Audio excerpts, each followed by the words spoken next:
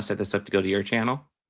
Oh, I was literally just doing that right now, so we're Oh, good okay. to Oh, okay. You're go. good to go. What's up, Okay. guys? Yeah. Yeah. I was like, shit. I should have said that before. You know, we're already live. We'll just go with it. Oh, we're just rolling today. Yeah. Yeah. What? What? No, guys. Like, I don't know if you've heard, but like a month plus ago, we got like 20 inches of snow, and I was like, you know, we can do Star Trek versus ice. And no other reason, you know, nothing else. Just it was cold. Absolutely It not. was a lot of snow. This is a non-political episode. Star Trek is 100%. famously non-political, and it's good to look at older episodes and ask what it tells us about ice. As It in the does. What natural it tells us phenomenon. about methamphetamine. Yes, and of course we will be tier ranking these episodes because if we don't tier rank them, we die. We die. Gosh, We yeah, tier rank essentially. everything on this podcast. I mean, this is like the perfect set of episodes that just flow together naturally. You know, I mean, it's like a story. But yeah, we got a selection of episodes about ice, including the new Section 31 movie, which is like so good. It's so It's so cold. so yeah, it's so cold. It's so Yes. cold. So cold. It's really quite amazing. But yeah, are we ready to talk about our feelings towards ice? Our very positive non-political feelings about ice. 100%. Yeah. I love when I go outside and I just get frozen. I get accosted by these guys in masks. I mean, cold. I mean, cold. But yes. So put together a selection of episodes. First one we have here is the classic original series episode, "The Naked Time," about them going to this planet and finding everybody frozen, and then you know they get drunk. As you do. Yeah, as you Yeah. do, as you do. There's absolutely nothing unusual about this yet. No, this Yeah. is a normal episode. Listen, Sulu is shirtless and waving a sword around. Oh my god. I love all of the glimpses we get into Sulu's beautiful mind. Doesn't this episode like basically imply that he's like spiritually inside his head he's really like a French like he's really like a French adventurer or something like that, and then we find out in that other episode that like his greatest dreams are to find a random gun on the ground and get chased down by Genghis Khan. Like, Sulu's is got this interesting guy? dreams, okay? Well, isn't he like supposed to be like the swashbuckling character? I swear I've heard that before, like in some old interview or something like that. He was supposed to like be like an adventurer, more of an adventure kind of guy. I don't feel like he ever actually got that though, but maybe they're trying to imply that here. It's Got to be it's a a French decision.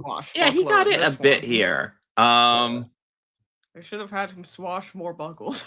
Listen, if I'm judging this just on ice, or just some ice at the beginning, but if I'm judging this overall as an episode, it's pretty good. I mean, it's definitely way better than the TNG remake. I mean, holy crap! It definitely is.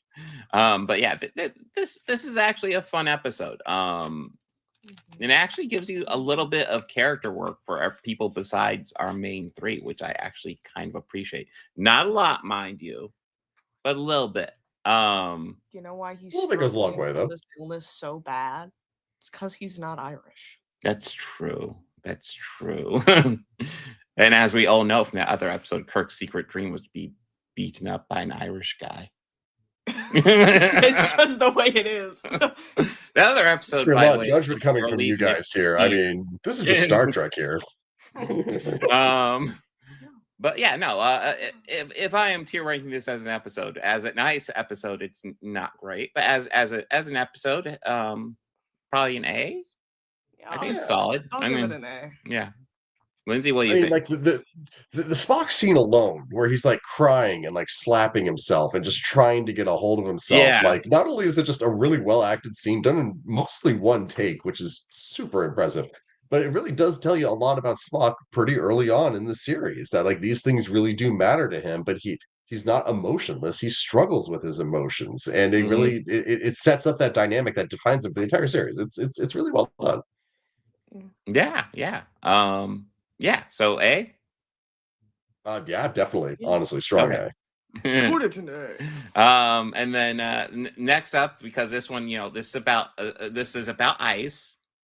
So Star Trek Voyager crashes and gets frozen in an ice planet, and the only people who survive are Harry Kim and Chipotle. Like, Poodle. His character is so memorable that I know exactly how to pronounce his name. Okay. Chipotle. Burritos. And that's also a very non-political thing, Chipotle. That Chipotle as an organization has never done anything odd or True. unsavory in any way. True. I'm gonna have to look up Chipotle after this. Well, I mean, they're owned by McDonald's. Oh. That'll do it. Mhm. But we discussed this been our time travel one. This is another fun one. I mean, the ice here I feel is more prominent. So I feel like as an overall ice episode, this is definitely probably higher than Naked Time. Although overall, just as a general episode, I probably don't like it as much. But I don't know, it's decent. Yeah, that's fair. It's I think it gives Harry Kim some stuff to do, which is nice, you know. Thank God. Yeah. It'd be so nice if he got promoted for anything he does. Mhm. Yeah. Well, I guess he's the lieutenant officer, technically, the second in command, technically on this runaway version of the. Yeah. Oh my God, Excuse me, I man. apologize. Everyone else had Of to a Delta die for flyer? him to get promoted. I will also say Yeah. this episode is directed by LeVar Burton and guest stars LeVar Burton, which very, very cool. Very cool. I agree. B or A on this one? I'm not sure. I put it in B. B? What do you think, Lindsay? I mean, I'm kind of inclined to A, but you could do a high B. Like, it's a very good Harry Kim episode, and there's Yeah, so it's a few good of one. those It's that solid, gets yeah. it, you know. Like, and We'll put it in honestly, B, Chipotle technically. is pretty good. Chipotle Yeah, no, almost gets spicy in this episode. Yeah, it's nice to have a Chipotle that's decent in this episode because we don't normally get that. So yeah, that's a decent one. And then the next one, this one has to do a lot with ice. So Breaking the Ice, the Star Trek episode, Enterprise episode, very early season 1. They encounter a comet. I think it's supposed to be like the biggest comet Earth has ever encountered, and they decide to study it, and it's all frozen. And the Vulcans are there hovering over them because there's this interesting idea in Enterprise where like the Vulcans and the humans don't really get along. And there's even some racism going on, which we might get to later. But No, this is an episode about ice. ice can't be racist. I- I've encountered some very racist frozen water in my time, Ashley.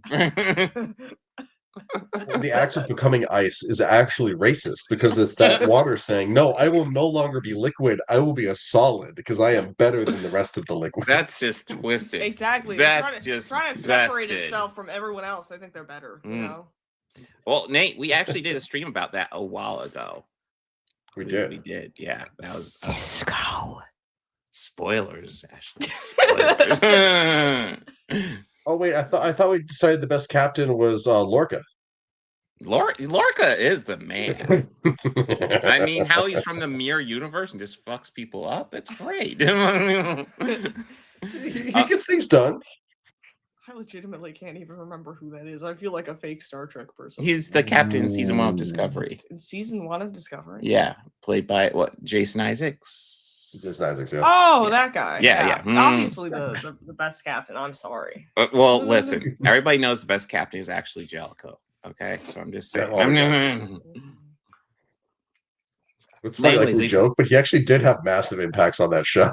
He So did, yeah. kind of was. No, like the little bit of trivia was essentially that Jellicoe was the guy who gave orders that was supposed to piss them off, but a lot of them were like requests of the actors. Like Marina Sirtis wanted to wear a normal uniform, so Jellicoe ordered her to wear a normal uniform. Maybe Freeman was the best captain all along. Maybe.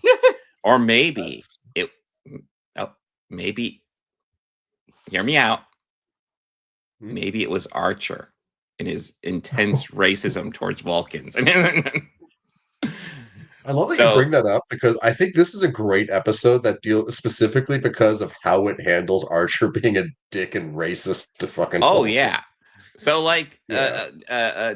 Tucker and Mayweather end up on the asteroid that's all frozen, and they build a snowman, which is actually kind of funny. Yeah. And I think they even get chastised a bit by Archer for building the snowman. And I'm like, who gives a crap? They're like, Vulcans are watching us. They're going to be judging us. And I'm like, so? I'm like, as long as we get everything done, I feel like they should. be yeah, allowed to they can make little a snowman if as they long as they're want, doing you their know? job. I don't care. Vulcans can judge the snowman all they want, but It's an awesome snowman. They should consider It's making an incredible snowman. They should get down there right now and make a snowman.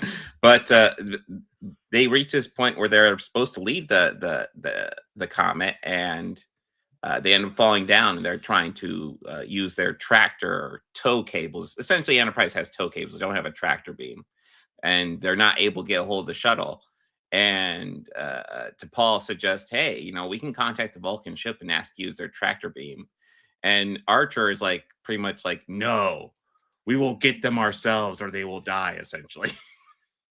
And even Tucker's like, Captain, no. The fuck are you doing? Ask for their help, dude. But yeah, no. I mean, Oh, go ahead. no, it's just like I just love how like analog the humans are being, while the freaking Vulcans are like, we have a transporter. Just stop. No, not the tractor beam. We have a tractor beam. Like it's wild. I love this episode just for tackling that so well, and for making Archer be the dick at the end. Like in a way, Archer is the bad guy here. Yeah, no, in season 1 and 2 of Enterprise, there's so many moments where Archer is just fucking terrible. And that ending is like another moment where it's like, Jesus fucking Christ, Archer. I get how the Vulcans and the humans don't have a perfect relationship, but like, you are still just the worst about handling it. Like, Tucker has resentment towards Vulcans, but he doesn't like, you know, hey, I'm willing to let people die just so I can show off the Vulcans. I mean, I'm gonna be so completely honest with you. I think he actually comes across as like more stupid and more illogical than he would if he just asked if they could use it. Yeah. Oh, yeah. Because he's ignoring such an obvious solution. Oh, go ahead. I was just gonna say, it's a fun T'Pol episode too. Like I know she's not really on the icy side of things, although T'Pol's also kind of icy. But I like that, like, you know, she doesn't really know how to handle this, so she goes to Trip, the one asshole who kind of knows what's going on. I think that's kind of a cute little storyline they have going on there. It's not great, but I'm into it. You know, especially it's better than a lot of other T'Pol episodes, I feel like. Yeah, for sure. Yeah. No, I mean, yeah, I feel like this episode does give you a bit of an introduction to everybody, which I believe is also what they're. The title isn't just about them on the comet. Spoiler alert. Yeah, sure. But yeah, honestly, good wordplay too. yeah. Do we want to call this a B? Yeah, I feel that's fair. I'm okay with that. Okay. But guys, I have a confession. Oh no. When I was putting this together, I wasn't thinking about ice as in cold. I was thinking about ice as in Trump's private army, where he's using it to murder American citizens. Oh, I never would have guessed. What? What? I know, it's shocking. But It's all shocking. Of these episodes have so much frozen water. Yeah, none of these episodes have any more frozen water, and that was it. No, you like brainwashed me. I saw frozen water the whole time. I'm sorry. I'm flabbergasted here. I don't know if I can trust you anymore, Bob. Yeah, I just like, what's I happening, was so bro? sneaky about the whole premise of this episode the whole time. Me and Lindsay are gonna leave and make our own Star Trek podcast.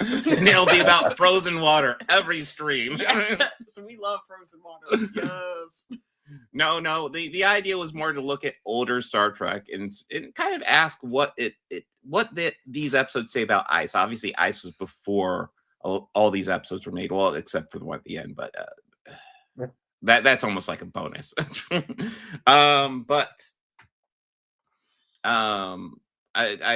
New Star Trek has semi-covered ice once, and then definitely covered ice once.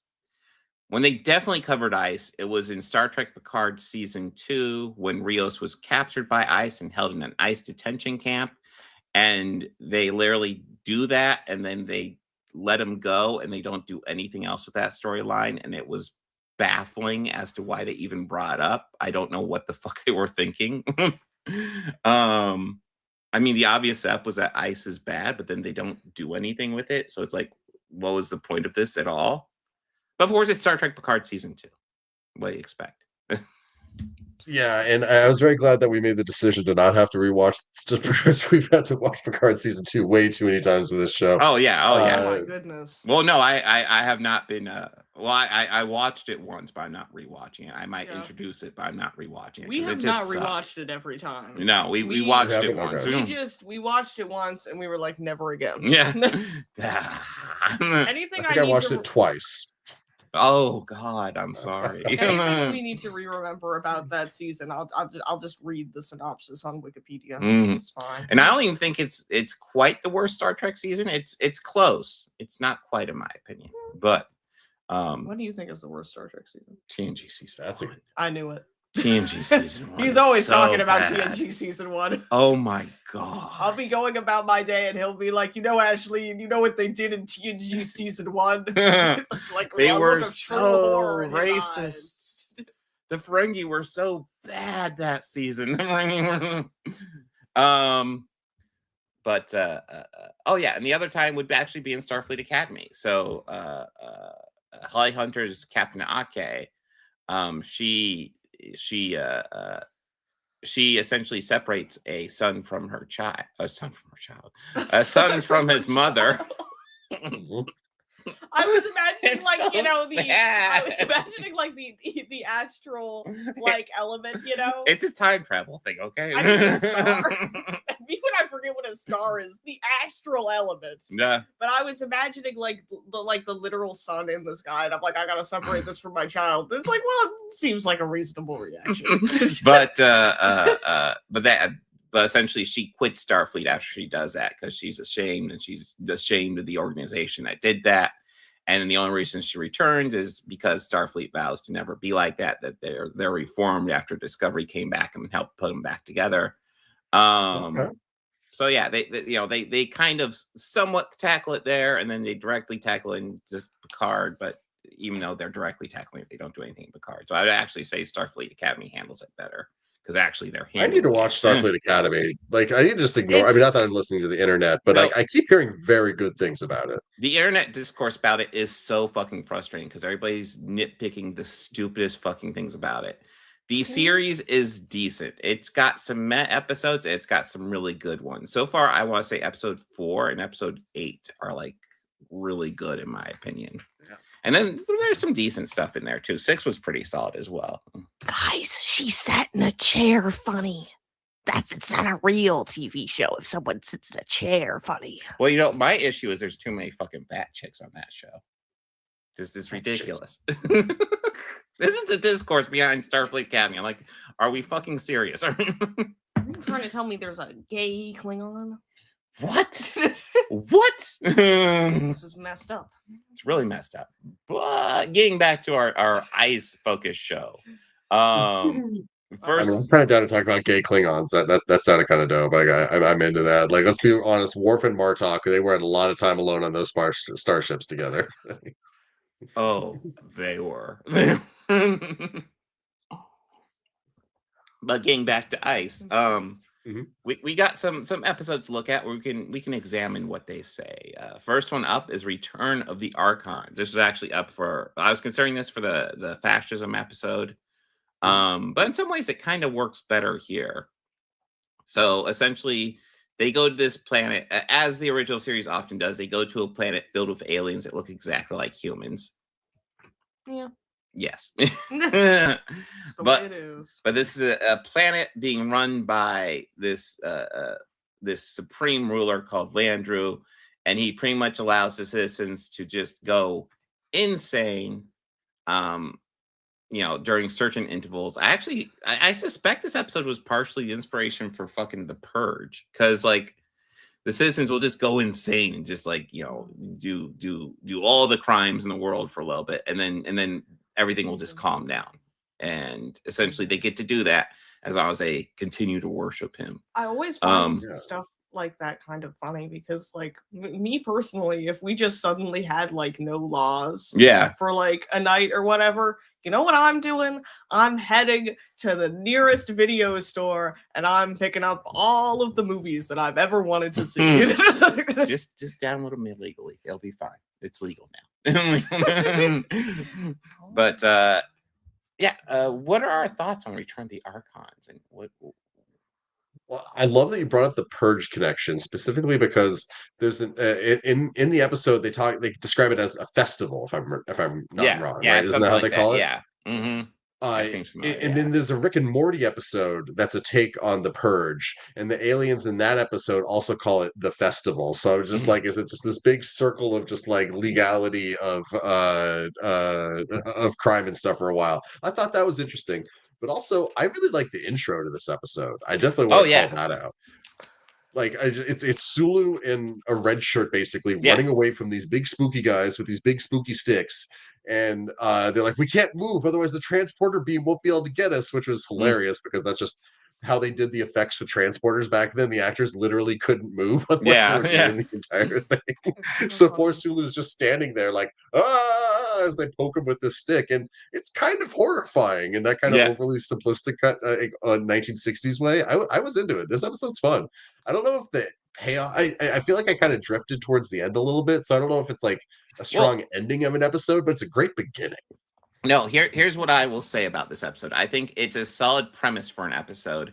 I do think that this episode, as a lot of original series does, there's a drag in a lot of original series episodes, and this one does suffer from that. I don't think it's a bad episode, but like there is a drag point where you're just kind of like, okay, can we get to stuff? I mean, like, I feel like there's like more of whenever I watch this, I always feel kind of like, because I kind of wish they made like more of like a point out of like this. I mean, like, obviously they do make a point out of the society because that's the whole episode, but like I feel like there's also kind of a point to be made about like what kind of society would you be in where you were told you could go crazy for like an hour or whatever and you do all the stuff they did, you know? Because that's my thing. People are always talking about like, oh, like if you could do whatever you wanted, and it's like I don't feel like most people would be doing all of that though. Yeah, maybe like everybody just screaming and like I don't feel like I would like maybe I'm just like kind of like maybe I'm too virtuous. but like I feel like the average person, if like we're suddenly able to do it, like obviously some people, if they were able to do whatever they wanted for a period of time, would do a bunch of messed up stuff. Yes. But I feel like most people would be like me and just grab a bunch of crap from the video store. Yeah. I mean, I'd probably just stay at home because like people are out there doing messed up stuff and I'm scared. Honestly, that's fair. That would be the most. Can I just say though, Ashleen, I love for a young person. Apologies, Ashley. I think my internet's being a little annoying. I love that as a young person, you're talking about video stores like they still exist. Like that's true. I'm very into that. Ashleen, do you want to know when I was your age, I would walk into Kroger. Yes. And the front of Kroger would be a mini video store. I am not kidding. I am not kidding. I mean, like you kind of have a video store in Kroger, but it's not a video store. It's just like a tiny little pocket. No, yeah, it's not the same. I don't think I've ever actually been in a video store, but I refuse to believe that they're gone. They're still that you would probably still find them, but they're rare. And they are so wrecked in the Purge. Like it's the Purge, and everyone's like, time to raid the video store." But yeah, I do find the mind control, the cult-like mentality of a lot of people on here, how they worship Landru. I think that's all very interesting, although we'll get more into cult-like episodes later. But yeah, overall, we also should call one very important thing we got to call out, and I apologize again, I'm talking over everyone and very unprofessional. It's all good.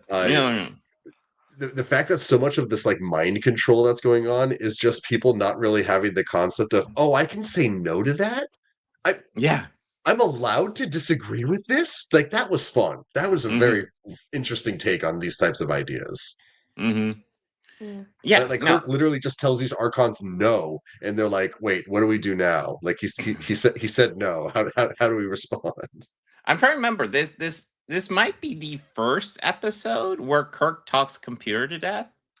Yeah. If it's not the first, it's a very early example of Kirk talking computer to death, which he does entirely too much in the original series. One of my gripes with the original series is he just talks computer to death. It's one of my gripes, but it's also kind of funny when he does it. It's like, okay, cool. People are always like, Star Trek is so preachy nowadays, and then in TOS, Yeah. Kirk would literally talk people to death. Yeah. I mean, Kirk had a moral like every other episode. I'm sorry. Every episode, he would like turns toward the camera and be like, "You know what this reminds me of? Politics." Yeah. No, there's no politics in Star Trek. No, Ashley. I'm sorry. He reminded him of frozen water. Yeah. But yeah, I think this is an interesting episode. I love the setup. I love like kind of what they explore. I feel it kind of gets lost in the middle where it's not sure what to do. I mean, we get the mind whammy on McCoy, but then for some reason the spy inside the society decides to not mind whammy Kirk and Spock just so they can resolve the situation. What are we thinking for this guy? I'm thinking maybe B. We're getting lots of B's. We're Maybe. getting a lot of Bs. Yeah. So many B's. I kind of want to say A, just because again, I love that moment where the Archons just don't know how to respond to someone not going along with their Yeah. orders. That was such a fun moment. Like they stop, like they like turn and like just kind of like just start talking to each other. It's so good. But B's fine because it's again it drags a little towards the end, but it's fun. It's a very good episode. So Ashley, you are the tiebreaker. Is it A or B? I would go for B. Okay. Personally. Okay, we're going B. I just Totally I don't fine. know, I always have that gripe whenever you have like these. I don't know. Mm. I don't know. Go into the video Yeah. store. Once again. So our next ICE episode is Space Seed about I don't know. I don't think this character ever went anywhere. I think his name is Khan, something like that. Can't. Corn. Ken. It's Ken. Uh-huh. they find these genetically engineered guys, and the lead guy is called Ken. Yes. God, I wonder what would happen if he ever got like angry and got wrathful. It might be a cool movie sometime if they explored that. Oh my goodness. The Wrath of Ken. I mean, as long as they don't get too dark with it, like I'm fine. Yeah, let's do that. yeah, they should really shouldn't get into darkness on that one. The Raven. But yeah, just study the Wrath. But yes, anyways, so obviously it's Khan. This is the first Khan episode. They encounter this ship of frozen people. They are brain farting. No, they're not brain farting. They are essentially war criminals from the 90s, actually. Yeah. So it's from our past. Yes.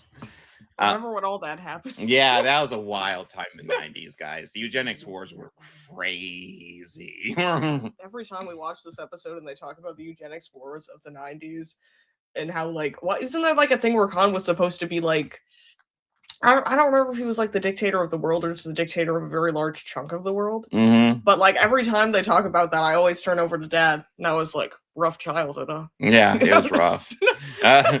But yeah, no, it's essentially this group of people who think they're superior to our humans and try to take over the Enterprise.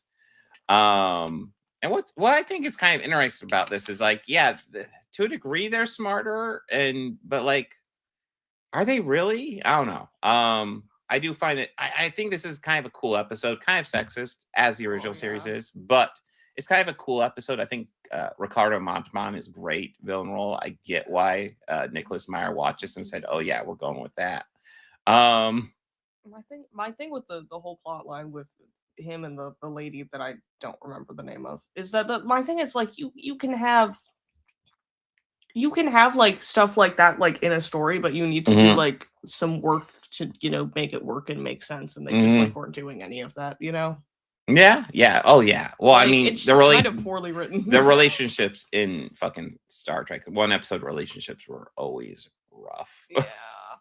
I kind of wish that they were willing to like my thing is they don't necessarily need to make Khan come across as more appealing, but they at the very least need to write a little bit like more with her to make it make sense for her, you know? But they weren't willing to write women anymore. So Speaking of which, is MacGyver supposed to be his wife that dies in Wrath of Khan? Is that the implication we're supposed to get, or is it just somebody, or did he just have his wife with him? I wonder if that is the case, but if they called her MacGyver, if they would have had to pay a writer a royalty or something like that. Maybe, You know what I mean? Maybe, Or they had to not name the character. Although you would think they would have to pay the royalties anyway if they're borrowing Khan and stuff like that. I don't know. I mean, I guess the reasoning for why she likes him is that she's like a fan of historical strongmen or something. Way too many fans of historical strongmen in this episode, by the way. Oh yeah, there's that scene where Kirk, Spock, and what is it? Scotty, or is McCoy there too? McCoy has. I think it's McCoy. Yeah. Well, I know Scotty's there too, and they're all like, "Oh, Khan was such a strong man. I always admired him back in the time." And Spock is literally the reasonable one, just looking at him all like, "The fuck is wrong with you guys? He was a mass murdering fuckhead." Well, what's the line that they try and like justify it with? We can admire a man without respecting them. Like we can respect the man without admiring the man, or something like that. Yeah, and Spock is just eyeballing them all like they're crazy. And in that moment, I'm kind of with Spock. I'm like, guys, no, no, he was awful. 100%. He is awful. It's also kind of funny to me that like I guess like maybe this entire ship of people that aren't really up on Earth history that much, but like if Khan ruled like a quarter of the Earth or something like that, you'd think people might like recognize him. But maybe if I met Napoleon Bonaparte, maybe I wouldn't recognize him out of context. Maybe it's that kind of situation. Yeah, maybe you know history has destroyed his image so much they don't recognize him, but they have photos, so I don't know. To be honest with you, like with like someone like. I feel like part of the thing is that you would have photos of him. And also, like, honestly, listen, with all of my knowledge of history, I do not think I would recognize Napoleon, like, no matter what. I don't have any clue what he looks like. And I mean, honestly, I think the thing too is that like back in the day, like people like they'd have portraits, and especially if you were like, I'm on a tangent now, but if you were like, like a very like rich person, you could like, you could like pay someone to like, well, if you're getting a portrait, you're probably rich. But you could also like, and the painter might even do this without you asking, but you might like want to be like drawn differently, like you might want to like potentially like come across as being like more conventionally attractive than you are or whatever. What I'm saying is, who is to say what Napoleon looks like? Well, I mean, I feel like with this episode, if we're going into politics, I feel like comparing Ice to Khan and his augments, you could definitely see that because like they think they're superior, they're bullies, they're jerks. But I will also say the augments here are way smarter than Ice, which will be a common theme we will have to deal with throughout here. The similarities to Ice. I feel like throughout history and throughout fiction, we keep on assuming stuff like Ice and Trump. By the way, I'm getting into politics, guys. We keep on assuming these guys will be smarter than they are. I mean, I think one thing is, I think especially when you're like, when you're writing something, you want to like give it like more, you want to give it like depth, Yeah. But the problem is that like a lot of like and I can't state enough, I am not like morally against villains having depth. I think that's all well and good. Oh yeah. Especially for like story reasons, it can be cool. But the thing is that like in real life, it's just kind of one of those things where it's kind of like, I think we think of like being kind and stuff as being like the default, but when you like look at like the way our societies is like set up, it is much more simple to be terrible than it is to be good, Oh yeah. I mean, our society rewards being terrible. Yes, just exactly. Look at it. Lindsay, what are your thoughts? I mean, this is first of all, this is a classic episode. Yeah. there's a reason 2 movies are inspired by this, and that the eugenics wars are still a thing, like in modern Trek and stuff like that. This episode is very good. Ricardo Montalban is incredible. Like it's a little silly kind of watching it now, being like, Kirk, how do you not see that he's the bad guy? He's asking you how is your ship works in gratuitous details. Don't just tell this man this stuff. But in the future, Ricardo we trust Montalban's- everybody. In the future. Well, they do, and he's just so charismatic. Maybe even Kirk's just like, "Oh yes, no, here's everything you want. You can just have it." Yeah. And you would have my I love body after. too. You have my I mean, It's Kirk, maybe- so yeah, true. maybe Kirk is just like a yapper, for better or for worse. Yeah. and a lot like a lot of real life villains. After all the grandiose, after all the pomp, all the building up yourself, Kirk beats him with the pipe until he just Yes. stops moving. The most simple thing, and Yes. it's like there's something poetic in there that I'm into. It's a great episode. Well, I mean that is a common theme. Like, when you're dealing with like evil elements like this, like, yeah, like they seem like they just get cocky and they just end up being fucking self-defeating. But yeah, I mean, listen, do I think this is the best Star Trek episode ever? No, but I do think this has to be S, right? This is like classic. S. I'd say so. Yeah, Mhm. I'll give it an S. It deserves it. It is legendary. Okay, so guys, guess what? The next one, it's a TNG episode. Do you know what that means? Oh yeah. Yeah. Stranded on an alien planet, We have captured one of their spies. a case of mistaken identity endangers Riker's life, I have to get back on my ship. and survival lies in the hands of the enemy. Stop him! He's escaping! Will you release my officer? We're not giving him back. I believe that Riker will not survive the day. Starfleet Crisis on Star Trek: The Next Generation.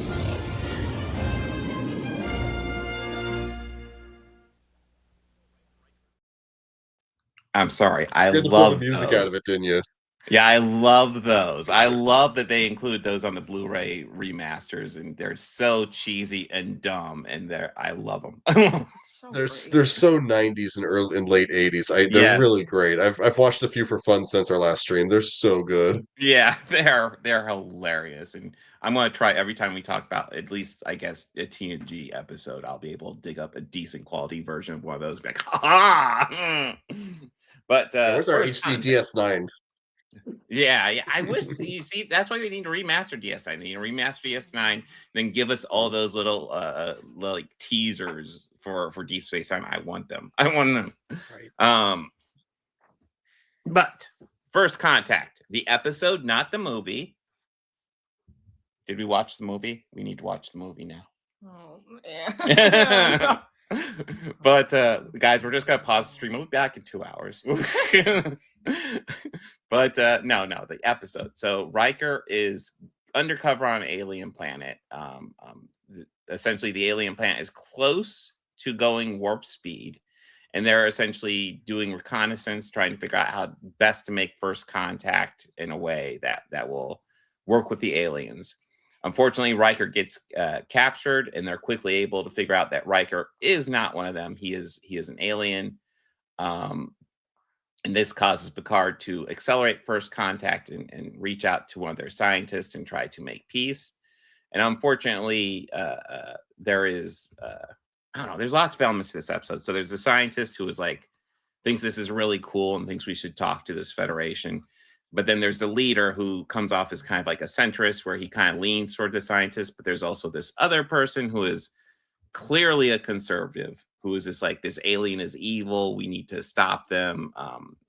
And I think in a lot of ways, the conservative is an interesting person to look at, especially when we're talking about ice, because frozen water is so fucking conservative. It's Yeah. ridiculous. Oh my It drives me God. insane. Bro. You know what I mean?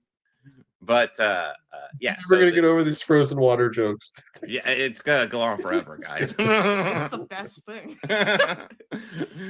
But yeah, so the conservative guy is just like, we have to study Riker, we have to figure out a way to exploit him, figure out there's a weakness to this species so we can kill them all if need be. Really not helpful at all. And unfortunately, the centrist leader is kind of listening to him a lot, even though he doesn't agree with him. He's listening to him. And the moral of the episode at the end is that the leader ends up siding with the conservative guy because he ends up essentially shooting himself to frame Riker for his murder. And the moral of the episode is that the conservative guy will always just fuck things up. I that's the moral, right? Yes. I feel like that's the moral of this episode. Thoughts? I mean, obviously you know this because that's why we ended up watching this, but I just need to throw it out there that Sweeney Todd is this guy's doctor. Riker's doctor. Yes. Sweeney wait, Todd no, in one of the adaptations, yes. Yeah. For a second, I went to Johnny Depp. I was like, no, it wasn't. No, Not Johnny Depp, but no. yeah. This was actually a good Sweeney Todd. Yes.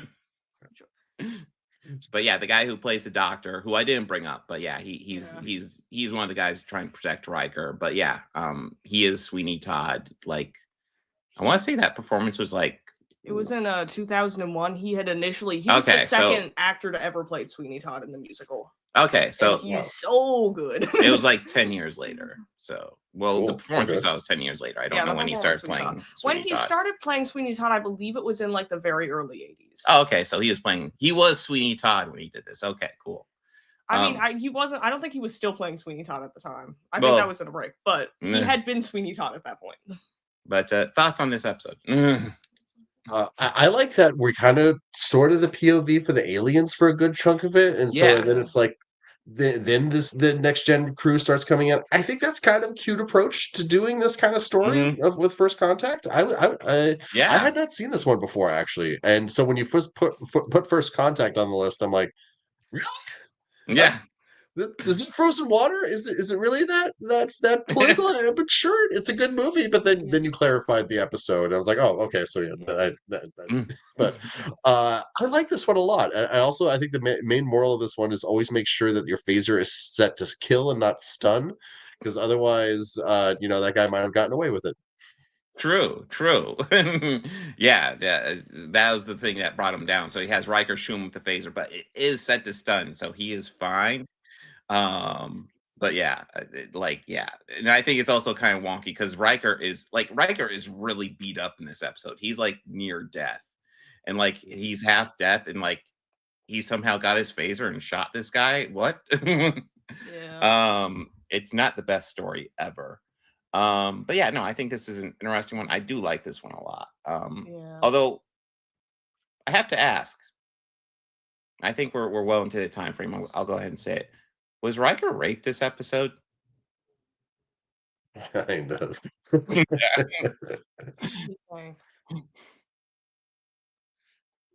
Yeah, was- it definitely is a little TOS-y in its sex Yeah. portrayals. Although I guess Oh right, yeah. the woman's being the aggressor, so hey. Yeah, so that might not be the right word that you use, Bob, but like your right idea is there. It's a yeah, little yeah. freaky. He was It's definitely coerced. it's He was definitely coerced. not cool. Not Yeah. cool. So yeah, so in case you're wondering, the exact story, he's trying to escape from the hospital before he gets really beaten up. And an alien nurse comes in and essentially is like, I will help you escape. But I've always wanted to have sex with an alien. And Riker's kind of like, and she's like, no. If you want out, this is the deal. And he's like, okay. And like Riker is usually down for that type of stuff. And even here he comes off kind of like, okay. Which really threw me off. Usually, I'm sorry. Usually when sex is mentioned, Riker's face just lights up. And he's like, ooh. And like, this is the only moment I can think of where it doesn't. But do we want to call this an A? I'll put it in there. What do you think? I'll go Lindsay? with that. This is a really good one. Yeah, this is a solid one. Now we're going to Deep Space Nine. First one up is Past Tense. This is a classic two-parter, largely dealing with something completely fictional that would never ever happen. The sanctuary districts where essentially we have Jadzia, Bashir, and Cisco. they're in a wibbly wobbly, timey wimey accent. They're thrown back to the past of 2024. We all remember that, right? Mhm. It was really messed up when all that happened. Yeah. And so they're sent back to the past, and Cisco and Bashir are filed away in this area called a sanctuary district, which I believe was also in the movie Mercy recently, which was weird. Because I haven't seen that movie, but to my understanding, it was trying to sell these sanctuary districts as like a positive, but that was kind of like the same idea behind them, which is Mercy- just messed up. Yeah, Mercy has ideas. I don't think Mercy understands the ideas. Have you that seen it? has, I mean- though. I have. Okay. It is a very confused movie. Mhm. But you're not inaccurate that there are some type of sanctuary cities in this movie. Describing them as positive in the movie is not entirely accurate, but they are there, and the merits for the system that creates them and perpetuates them is definitely reinforced and discussed in the movie. So Ooh. you're not right, but you're not wrong either. It's a little more gray, but it's not gray in a way that makes Mercy look good. Okay. Well, I mean, here it's not gray at all. Here it's very much No, depicted as yeah. a bad thing. Yeah, That like essentially like these people are just put in these cities and just forgotten about essentially. And it's dark and yeah, I mean, I feel like our It's also- society, we're not 100% there, but like we're not as far away from there as I would want to be. I feel like we're getting We're closer close. every day. But Lindsay, what were you saying? One of the most brilliant things that I think this episode does is the whole premise is the crew is transporting down from the Defiant down to San Francisco Earth in the normal Star Trek time, but then Mhm. Star Trek timey-wimey things happen and they end up in the past. But Jadzia gets separated from Dax. Yes. From Dax. Jadzia Yeah, gets whoa. separated from Cisco and Bashir. Yeah, this episode gets crazy, guys. So Jadzia is dying the whole time. And by doing so, Cisco and Bashir end up having a worse time than Dax does, because Mhm. in a lot of these types of situations, who does well and who doesn't do well, it's just kind of up to chance. Like it's time, place, who you know, who you don't know, Yeah. and a lot of other things like that. And Jadzia is able to get that level of comfort just by a roll of the dice, and she's hot. And I love Cisco, Yeah. but is he hot? No. It's just a really well written, really well constructed episode, and the guy from Gremlins is in it, so that's pretty great. Yes, Dick Miller. Fucking he's awesome. Dick Miller, that's it, yeah. Yeah, no, this is just a classic episode. I pretty much love most of this episode. I think with a bigger budget, this could have made an epic movie too. I agree. But yeah, Yeah. this is fantastic. And yeah, and like a lot of what you're talking about, like it's kind of like who you know. So like, Dick Miller is one of these security agents at the sanctuary district, and they come across Cisco and Bashir, and they're like, "Oh, you don't have identification. Sanctuary district, you go." And then for Jadzia, just some rich guy stumbles into her, and he's kind of like, "Oh, you're hot. Come, I'll help you." And boom, she's with their elites, and that's it. That's what defined what happens to him. And she gets everything handed to her. He's like, "Yeah, I'll help you get identification. We'll get you all sorted out." And then Cisco and Bashir just shuffled away with with all these tons of people. Random fact: I believe this is the second Star Trek appearance by Clint Howard. I believe. Right? Is there? What I don't was think his he other does one? TNG. Okay, so Clint Howard, in the original series episode Corbomite Maneuver, he plays the little kid on the ship. Oh, he does. I did know that. That's hilarious. Yes. That's amazing. And I believe this is his second appearance. I believe I know he's in Enterprise and Strange New Worlds. I'm trying to remember what. I think that might be it. But yeah, it is kind of cool when he randomly pops up in Star Trek anymore. But yeah, this is classic. And disturbing. I wish it wasn't so accurate. Are we calling this S tier? I'll put it I think as- we are obligated to us also Yeah. because like the callback that happens later in the series with Nog being like, doesn't this guy look just like your dad, Jake? Yeah. Oh, All humans look the same. Yeah, they all look the same. What the fuck are you talking about? Oh yeah, he's not talking to Jake. He's talking to his dad, right? Isn't that Yeah, who it yeah. was? No, That's it's right. it's Quark and Nog. That's Gorkanok. Yeah, because Nog's like, hey, doesn't this Gabriel Bell look like Cisco? And Nog's like, all humans look the same. I don't believe Nog says that. What? Doesn't Nog ask the question and then Quark says all humans look the same? Yeah. That's not what you just said. Oh, what did I say? You said that Nog says all humans look the same. No, I'm Why sorry. is- I misspoke. Internal conversation. that is a Quark thing to say, not Yeah, Nog I thing to was say. I know you No. said that, and I was like, excuse me? God damn, Nog is so racist against humans. What the fuck? No. Oh, I think I have this backwards. I think Inquisition's supposed to be next. We'll move this around. So Inquisition. So in a lot of ways, I think the agency in Star Trek that in some ways is the most like ICE is probably something like Section 31. I think it's interesting to discuss that. And I think this is their first appearance in the series, in this only series I think really fully understood how to use Section 31, Deep Space Nine. Yeah. But yeah, this is with the biggest exception between this and ICE is that this is a very efficient organization, which makes them very, very scary. Although ICE is scary as well. But essentially, I think there's lots of interesting things to explore here because so Bashir is supposed to go to this medical conference. His alarm goes off at 7 o'clock. He's like, the fuck? This is early. Like, why am I so tired? What the hell? And then this guy, this Commander Sloan or whatever, came from Starfleet Internal Affairs, and he's like, we believe there is a security risk aboard this station. We are locking you all down. You're not, none of you are going anywhere. Don't worry, doctor. We've made sure that your vacation is fucking canceled. He's like, great. But by the way, Sloan is played by William Sadler, which if you've seen Star Trek, Yeah, he you know, is. but like he's great.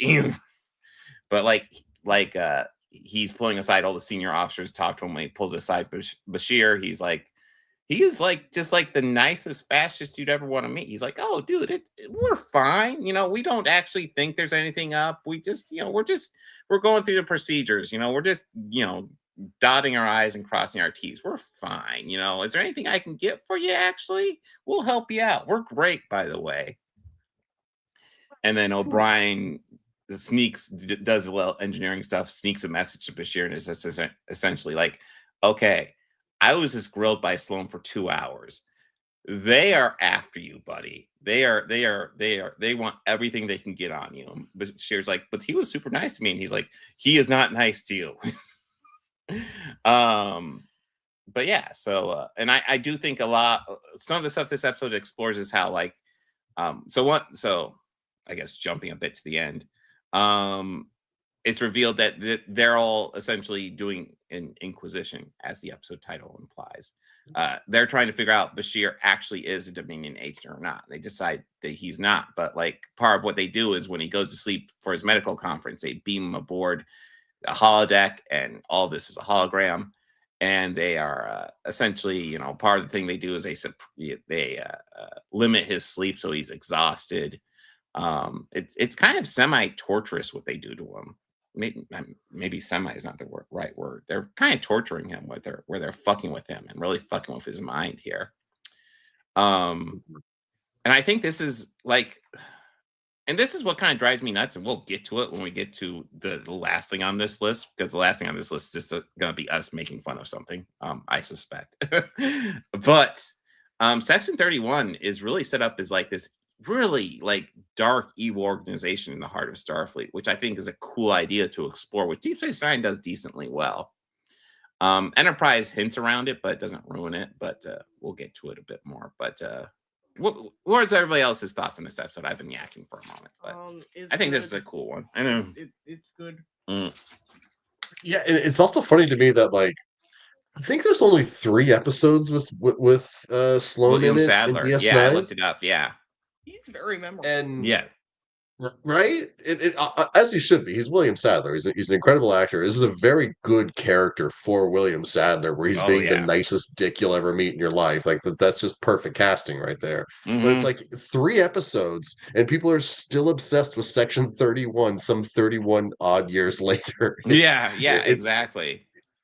it's just funny to me, and it's all started here with this episode. The first time we've seen the dark side of the Federation and Starfleet before, but this was like the first time there was like a face to the dark, to like that evilness. Whereas like we do get like Hmm. bad admirals every now and again, but by the end of the episode they were either arrested or dead. But no, like Sloane survives, and he goes on to be an ongoing threat as this like dark side of the Federation, and that's very interesting. Yeah, and and one of the things that I think is really interesting about it here is, and one of the things that frustrates me about later iterations of Section 31 is how it just feels like everybody just knows about Section 31, but here Yeah. nobody knows about Section 31. No. Cisco has no idea. It's not clear who else knows. Admiral Ross, we know later he knows about Section 31, and that's about it. Like, it's very undercover organization, and it's compared to the Tal Shiar and the Obsidian Order here, with the exception being that like people have heard of those organizations. Nobody's heard of Section 31. Which makes them all the more terrifying. Yeah, this is a solid episode in my opinion. Do we want to go A tier on this one? I'd go A. I'm definitely I go to the high A on this one. It also reminds me of Men in Black. If I don't know when the last time you watched Men in Black was, Mhm. but like the secret government organization that's all about policing these things that people don't know about. But Yeah. like Men in Black's like the funny version of it, whereas this is like Yeah. the darker version of it. Yeah, this is like the darker and also we will murder you version of it. Exactly. Well, the next one up is Valiant. I feel this is probably one that's maybe more accurate to ICE, because like this is about a crew of Red Squad, which we were introduced to Red Squad in yeah, we discussed in the fascism episode. It was yeah, it was Homefront and Paradise Lost. Homefront. Yes, where Nog wants to join Red Squad, and they end up doing this secret mission to sabotage the power station to make them think the Dominion were attacking, to give power to that admiral who's just trying to conquer the Federation, essentially. But yeah, so here we have Red Squad. They are in charge of the USS Valiant. The captain, I guess they had a crew of all Red Squad, but they had a regular captain, and they were doing a mission, and the captain died, and he gave a God, what's the term? The Field commission. Field commission. Thank you. The field Yeah, commission we promote to them like in the middle of the shit, right? to the head of the ship, and I'm sure with the orders just to fly back to Starfleet. But after he dies, and the head kid in Red Squad gets the field commission, they get orders, and they're not even supposed to reply. They get orders to study this Dominion ship, the top secret Dominion ship, and he's like, "We're going to carry out our own mission." And it's like, you guys are really not fucking qualified for this. And part of this is also we got Jake and Nog who get caught up in this. And they end up on board the ship, and essentially Jake's the one questioning all this, just like he's the voice of reason throughout this episode. Just like, the fuck are these kids doing? Like, they're fucking kids. They should not be doing this. And then Nog kind of gets caught up in the grandeur of it. Just like, wow, these guys, they're doing a greater mission. They're doing something really important. Yeah, this is a dark episode for sure. So like, Yeah, really essentially we have a whole bunch of kids. They're going on this secret mission, Dominion. Spoiler alert, almost every single one of these kids is going to be dead by the end. Yeah. It's really dark. It's really good though. I really like this episode. Really kind of twisted. What are your guys' thoughts? Go for it, Ashley. I like it. I think it's good. And I think that there is sort of, yeah, I think there's sort of a good point to be made here about how people can sort of get Yeah. caught up in stuff, Yeah. because I think Well, I mean, and it's one of those things where it's like I can't really like you have Captain Waters in this, who is sort of I say he's sort of, but he is the leader of everything that's going on, and he does sort of march them to their death, yeah. But like the thing, I'm never watching this and I'm never like screw this kid, Yeah. hell. Like, because it's one of those things where it's like I'm certain that he believes that he is doing the right thing. Oh, He's absolutely. trying to do the Yeah. right thing, and also I just can't really bring myself to hate on like I don't know. Bro's brain is not developed, Mhm. and Yeah. it's very yeah. It's one of those things where it's like they're being put into a situation that would be like so difficult and mentally taxing for literally anyone, Mhm. but like they're so young and that makes it so much worse. Yeah. Yeah. They are not qualified for this at all. Lindsay? I mean, this is a straight up tragic episode, and just in every way. Like it's obviously from very early on that something bad's going to happen to this ship, but you also Mhm. kind of want to feel like it's not, because you love their gusto, their enthusiasm, and there's like montages of the kids just like all over the Valiant, this Yeah. knockoff Defiant, running around doing their things, and they all seem so competent. And I And mean, then like the captain starts popping drugs, and they start like trying to silence the media, and it's just Yes. like it's just like, oh my god, this is a boiling pot that is like it is, you can't and then they start talking about attacking the ship that's twice the size of a galaxy ship, and Yeah. it's a train wreck. You just can't take your eyes off it. And No, a it's lot of literally that comes from like go ahead. No, I was just gonna say it's literally a Defiant class ship going up against something twice the size of a Galaxy class ship, twice the size of the Enterprise D. It's like you don't got this, guys. But like it's also like you got these people who are usually like these are cadets. They aren't people used to power, and they're given power, and they're like, well, we can do this. We got this, guys. and I mean, And you can get how intoxicating that could be. and I mean, I think you can appreciate. I mean, honestly, like I'm like like they must have been very talented to even be able to fly a ship like that entirely by themselves, and Yeah. manage it for as long as they did, even if almost all of them ended up dying. But it's rough. It's rough. Mhm. Bad things happen. Yes. But yeah, no, I think it's just. Oh, go ahead. No, and it's just like it's just so sad too, because like you're so excited to see Red Squad. Like for a minute you're like, oh, it's that thing that Nog's obsessed with. Yeah, Red Squad, let's go. But then it's Yeah. like just immediately, no, this is not good.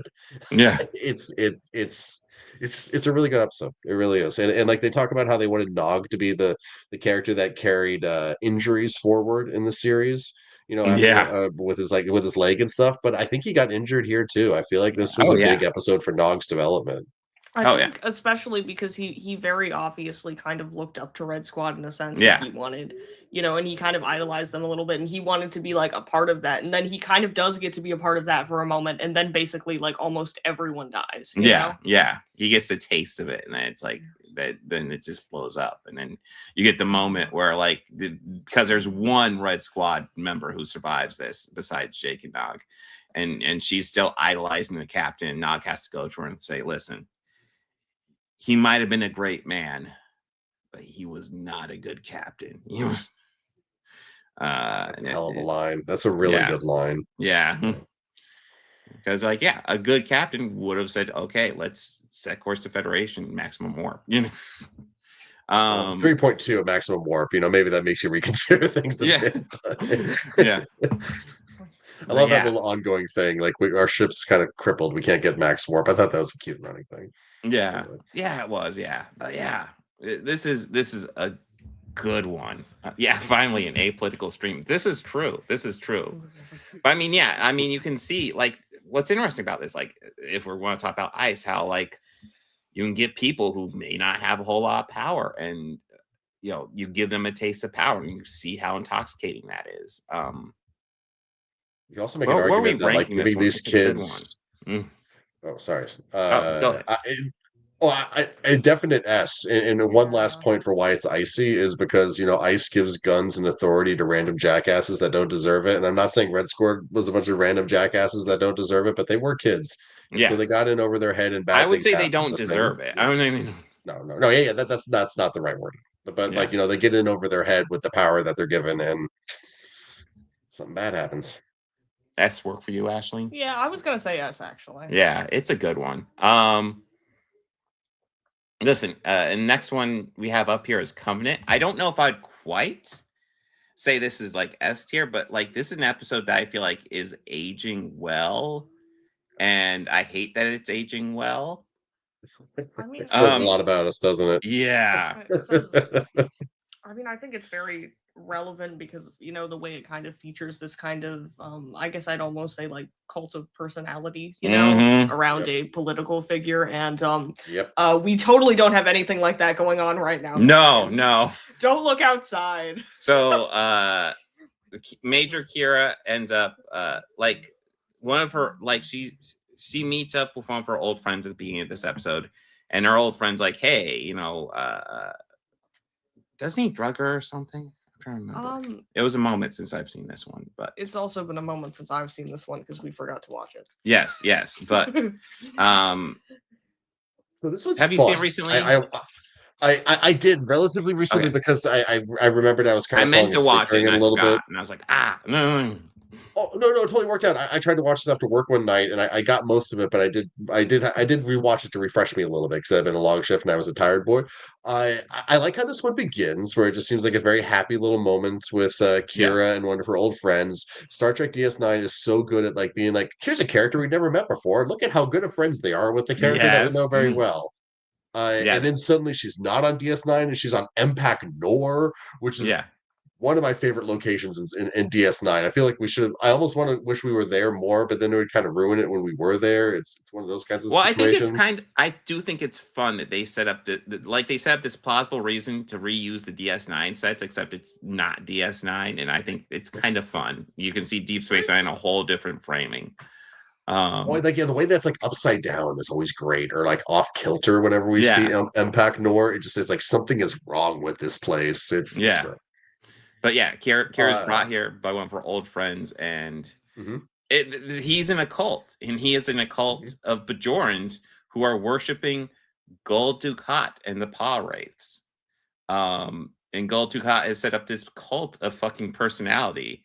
And it's wild. And I also want to say this cult's kind of stupid, but like at the time, I'm pretty sure I criticized it for that, and like now I look at it and I'm like, wow, things can get so much stupider. Realism.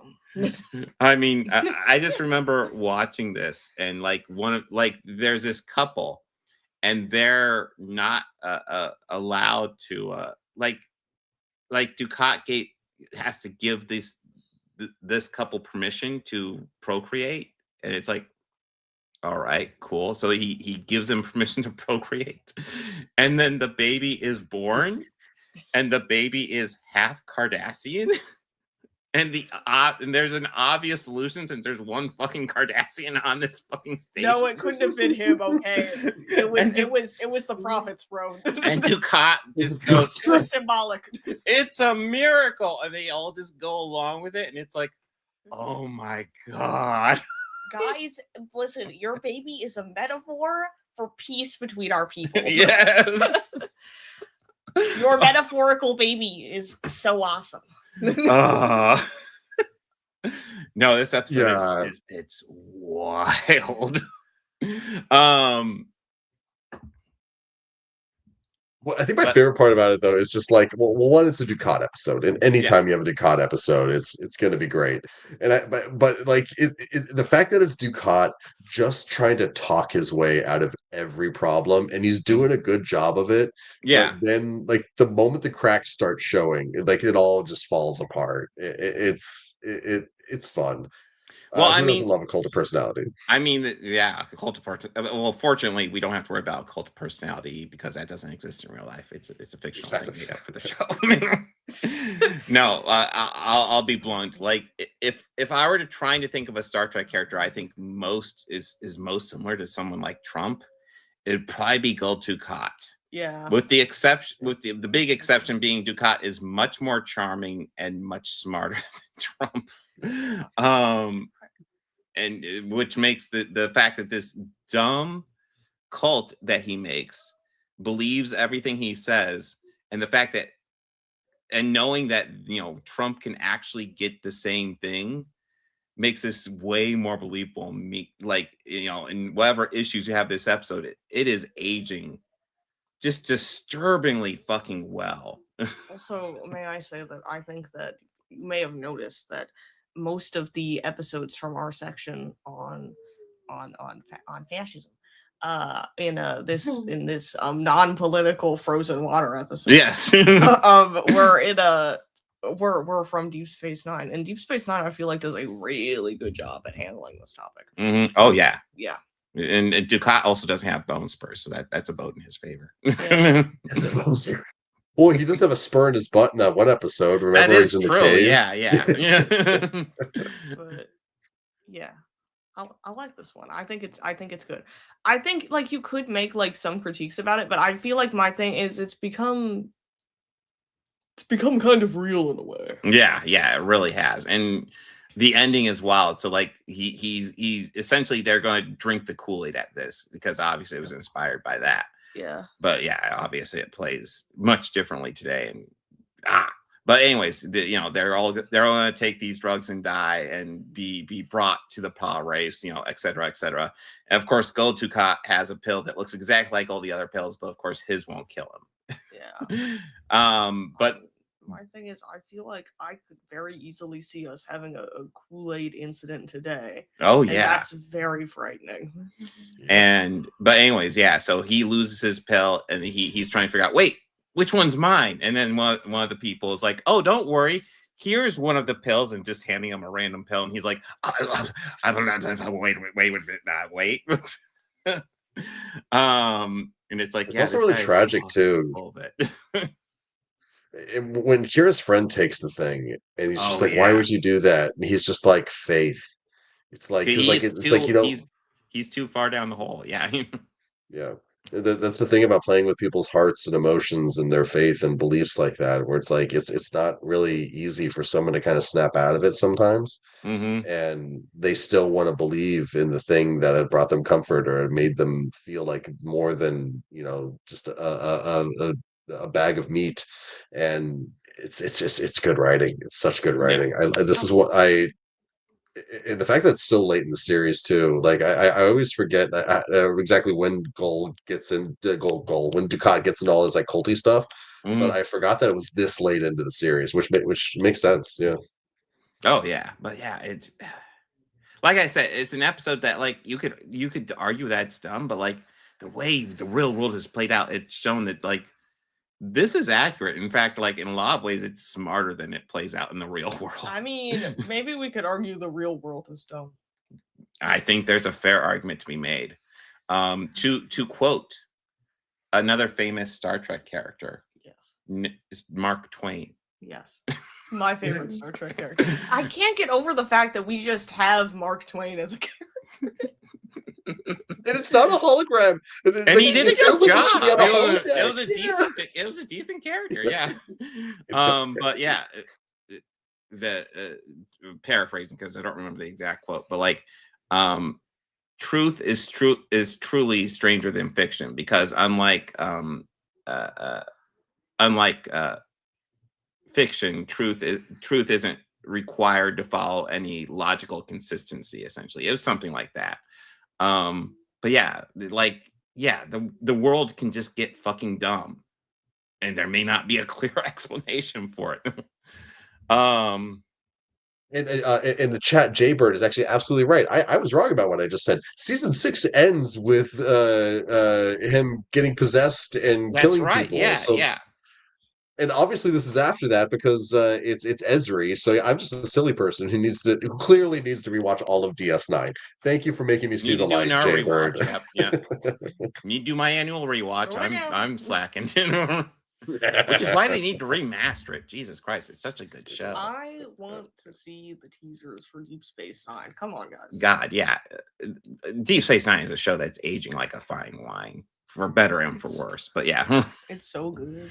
What are we thinking for this one? I don't think it's an S, but what are we thinking? I'd put it like at least in an A, purely because of how relevant I feel. Yeah, it is super relevant. What do you think, Lindsay?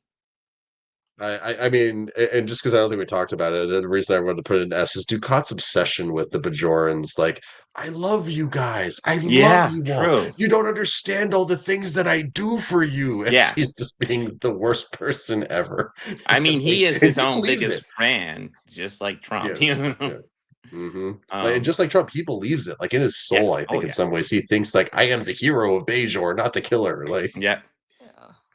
So Lindsay's leaning S. What do you think, Ashley? Honestly, I'm kind of leaning S too, just because Okay. it's so topical. It is aging It's like aged so it's well. like of all Deep Space Nine's overall aged like a fine wine. This episode in particular has aged extraordinarily well, yeah. and all the Yeah. worst reasons and all. But it has aged. So speaking of something that almost certainly won't age, so we brought up Section 31 as being, you know, kind of similar to ICE in a lot of ways. So they did a Section 31 movie. I have a point that I want to bring up about this. Sure. Okay, listen. Section 31, bad movie. Yes. But if we are talking about ICE right now, I must state that in some ways this is a more accurate depiction of ICE than some other versions of it. True, it's a lot stupider, therefore more like ICE. Exactly.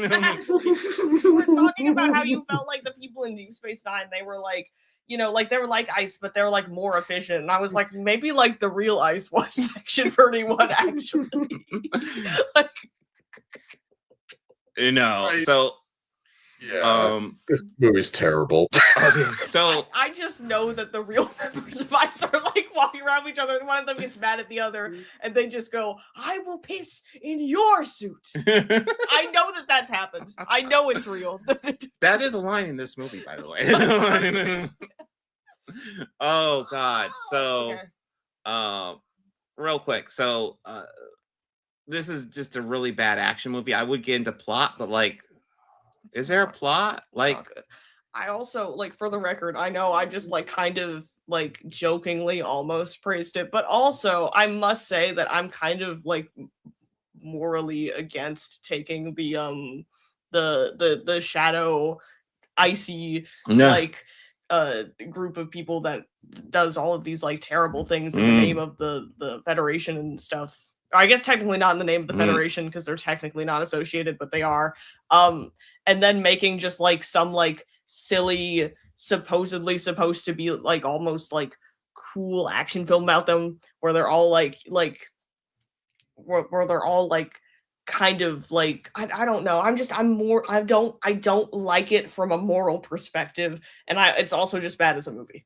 So I have brought this up before, but I feel like it's good to bring it up again because we're talking about it. So I think the idea, like, this was obviously supposed to be a TV pilot, and they reworked it to a movie when was clear they're not going to make a series out of this. Thankfully, So obvious. It's Yeah. so obvious. But anyways, but like the idea, I think, of maybe doing something where like it's almost like a Mission Impossible setup, but like every episode they're doing something extremely morally questionable. It might get a little tiring, but like there is potentially something interesting in that. I feel like you need to have you can't have Section 31 and not have it be morally grand. No.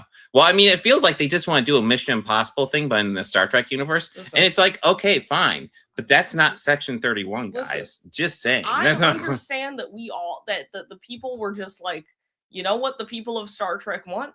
We want a pseudo edgy story starring Michelle Yeoh where Michelle Yeoh kicks butt. And I understand. I get that. I get that But inclination. I get that inclination. It's bad. You should have made it good. So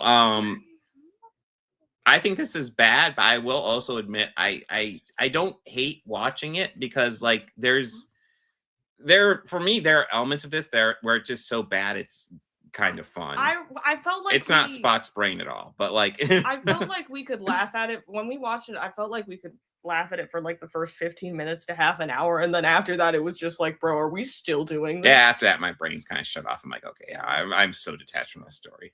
He's gonna piss into your suit. Lindsay, you haven't said too much. What are your thoughts?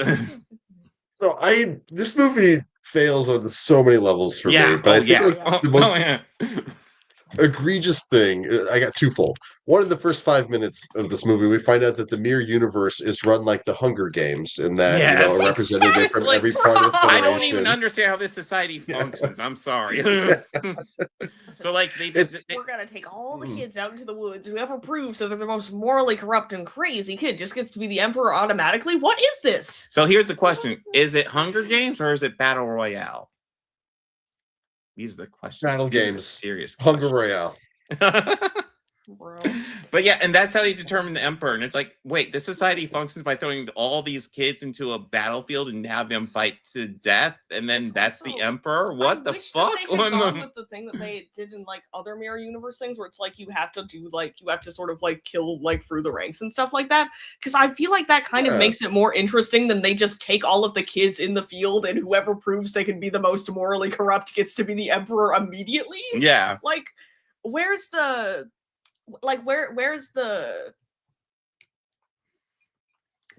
good story? Yeah.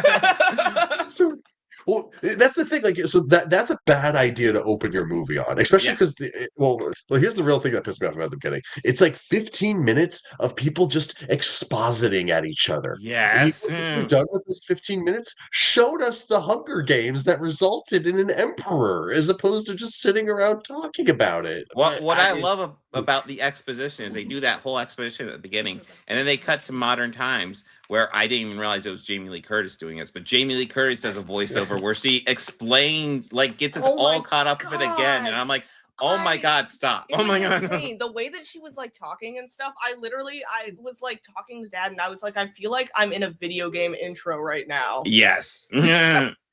I will say the bright spot in this, and it's take it as you will. I do like seeing Michelle Yeoh cheese it. Yeah, she is cheesing a lot in this, and I do appreciate that. That was like the one good thing about this movie, is seeing Michelle Yeoh talking to someone and being like,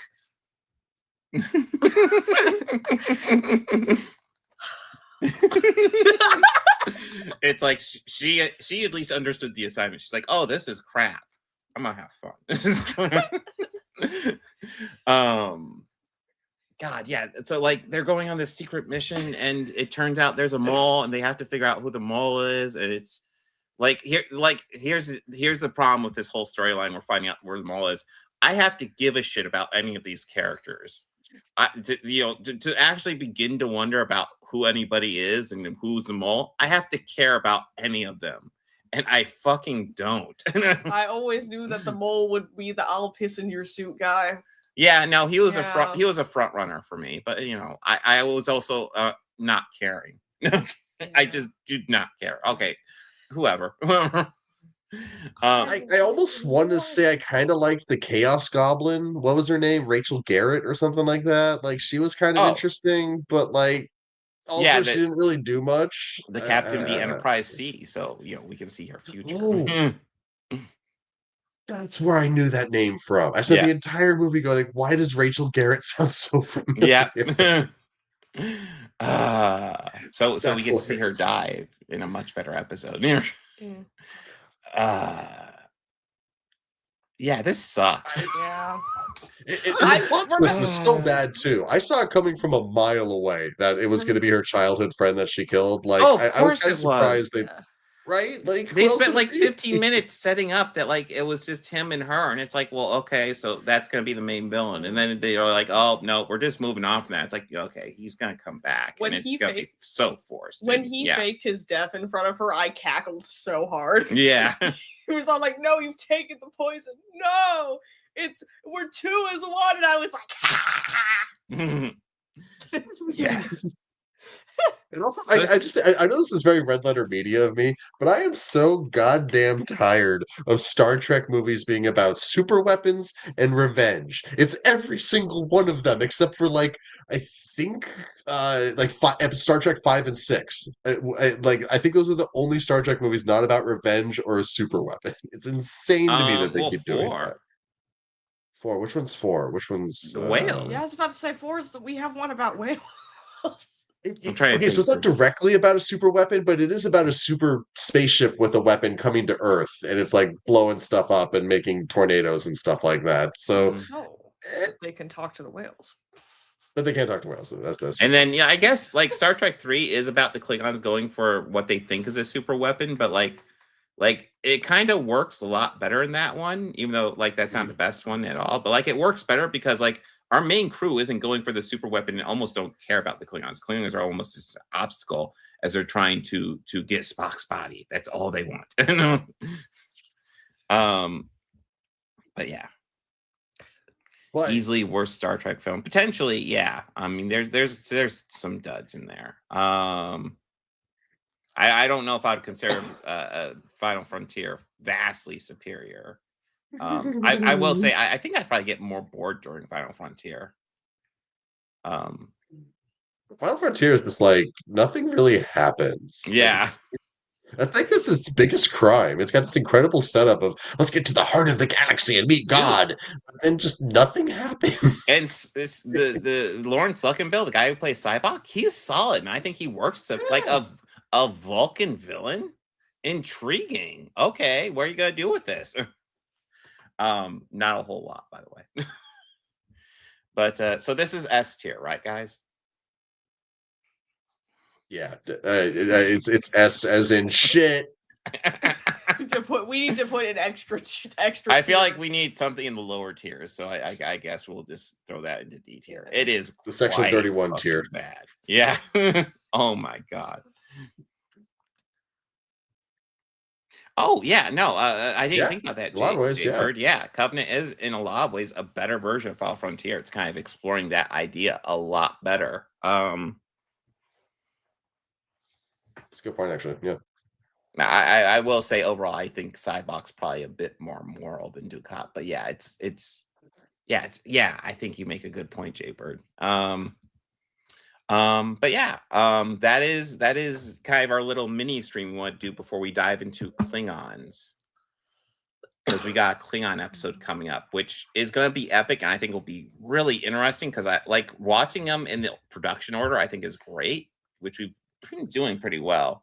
Because like you can really see the evolution of the Klingons and how they changed. I'm really kind of excited to talk about that. It's really cool. Cybok broke from the. Yeah. Jaybird knows their stuff. I'm impressed. Go Jaybird. Yeah, True. Jaybird. But yeah, we'll be doing the Klingon episode in about a month. Looking forward to that one quite a bit. Anything you guys want to talk about? 2001 Sweeney Todd. George Hurd was really good. Co-starring Neil Patrick Harris. Yes, Neil Patrick Harris is in it. Oh, who does he? Is he like the boyfriend or something? No, he's Toby. Toby is in the movie adaptation with Johnny Depp. Toby was played by like a little boy, but typically Toby is played by an adult. Oh, funny. That's certainly an interesting choice that they made. But yeah, we got a Klingon episode coming up at some point. We have a rough date that we want to like just so it's the start of March right now. Yes. Do we want to say tentatively or what do you want to say April? Like maybe like mid-April? You want to say tentatively April 4th? Sure. Okay, April 4th. Yeah, that works too. Yeah. Yeah, let's shoot for that. Okay. We're going to shoot for that. This is going to be a huge one. We're going to be covering so many episodes, but it's going to be interesting going over like we'll really be able to see how the Klingons evolved over time. Right, yeah. And I think it's really interesting considering how people are talking about how fucking Starfleet Academy breaks canon. I think talking about this will kind of show how like this shit just evolves, man. Like, right. Yeah, I think Steve Shives really covered it best in one of his videos where he's like, "What if TNG came out today? What the hell's up with all these changes? I can't handle it." You know, it's like, yeah, the Check- franchise changes over time, guys. I'll have to check that out. I like Steve Shives a lot. Yeah. Oh yeah, and we will have to discuss Disco Klingons. I will say I'm not huge into Disco Klingons, but they do kind of bring them back a bit in Lower Decks and Strange New Worlds and Starfleet Academy, actually. So one of my favorite character in Starfleet Academy is a Klingon. So hey, Okay. Honestly, like, I mean, I can skip around Discovery season 1 a little bit to watch the important episodes, but I it's just put above the Picard pilot in season there. 2. I think the pilot Yeah. covers the biggest Oh, stuff. okay, okay. I'm That's not good gonna lie. point. I kind of don't want to dive into the Ash Tyler stuff because I just hate Ash Yeah. Tyler as a character. He is just one. I just do not like him. That whole plot line's a little Weird. odd. It's really fucking weird. And My thing really, is, I'm not like he was just so boring and unappealing to me, Yeah. honestly. Michael Burnham's like, "Oh He's yeah, like, "Oh you're my goodness, boyfriend," he's and I'm so like, cute." And I'm "Really, like, who is this guy? really, really?" His name's Ash Tyler too. Forget that name 5,000 Oh. times. But guys, make sure to like and subscribe. We got Lindsay over here, My 2 Cents of Nonsense. Make sure to like and subscribe to his channel. If Ashley He's over good. here ever makes a YouTube channel, make sure to like and subscribe. I didn't even finish this, guys. Ashley and we're both known as Bob. Oh, Whoopsie. We are Bob.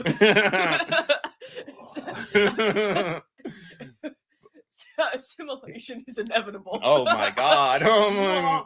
We are Bob. But yeah, resistance is Jaybird, futile. I'm sure I'll see a pop up at some point in the stream. I will be live a couple times this week, I'm sure. Guys, thank you for joining us. Like and subscribe, party on, and be excellent to each other.